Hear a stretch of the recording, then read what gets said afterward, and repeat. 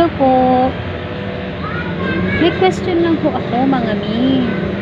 Sa mga nagbe-betadine test po ba dito sa Hikari Ultra?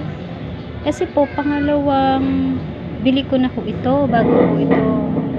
Tapos na nag-betadine test ako, pumuti naman siya yung betadine. Pero, meron pa po siyang mga namumuong puti. Hindi ko alam kung saan galing to. Ito po yung yung mga nakalutang sa tubig. Noong una po ako nag-betadine test, wala naman po, wala siyang ganyan na namumuo. Ayan po isa sa kutsara.